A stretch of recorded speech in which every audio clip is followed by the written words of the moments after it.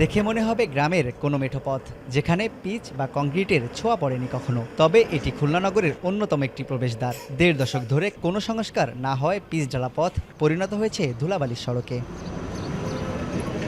খুলনার বাস্তোয়ারা মোড় থেকে সিটি বাইপাস পর্যন্ত ২.৩৭ কিলোমিটার শেখ আবু নাসের বাইপাস সংযোগ সড়কটি ব্যবহারের অনুপযোগী হয়ে পড়েছে। সড়কের ইটগুলো উঠে গেছে, ফলে তৈরি হয়েছে অসংখ্য গর্ত।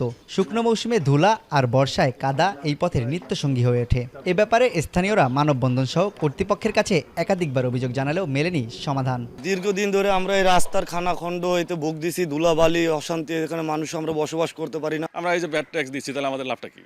আমরা তো নাগরিক কোনো সুযোগ সুবিধাই পাচ্ছি না। চোখে বেশি ময়লা যায়, চোখে দেখা যায় না, চোখ জ্বলে। আমরা অনেক রিক্সে এই রাস্তায় যাওয়া আসা করি, আর বৃষ্টি হলে তো ঢোকাই যায় না। কর্তৃপক্ষ এই বিষয় নিয়ে সম্পূর্ণই উদাসীন। ২০০৯ সালে ১৪ কোটি টাকা ব্যয়ে সড়কটি নির্মাণ করে খুলনা উন্নয়ন কর্তৃপক্ষ। রক্ষণাবেক্ষণ বরাদ্দ না থাকায় সড়কটি দুই দপ্তর, সিটি কর্পোরেশন ও স্থানীয় সরকার প্রকৌশল বিভাগকে বুঝে নিতে একাধিকবার চিঠি দেয় কেডিএ। তবে দালিলিক জটিলতায় সড়কটি এতদিনেও বুঝে নেয়নি কোনো সংস্থা। তবে সম্প্রতি সিটি কর্পোরেশন তাদের অংশ সংস্কার করতে টেন্ডার আহ্বান করেছে, আর স্থানীয় সরকার বিভাগ বাকি অংশ নিজেদের আওতায় নিতে উদ্যোগ গ্রহণ করেছে। আমাদের প্রত্যেকটা সড়ক একটা ইউনিক আইডিভুক্ত, এবং এই আইডিভুক্ত সড়কের বাইরে আমার কোনো রাস্তা আমি ডেভেলপমেন্টও করতে পারি না। গেজেট নোটিফিকেশন হলে আমরা পরবর্তীতে এটা যে ধরনের মেনটেন্যান্স লাগে সেটা আমরা করতে পারবো। ২.৩৭ কিলোমিটার দীর্ঘ সড়কটির ১ কিলোমিটার সিটি কর্পোরেশন ও বাকি অংশ ডুমুরিয়া উপজেলার আওতায় পড়েছে।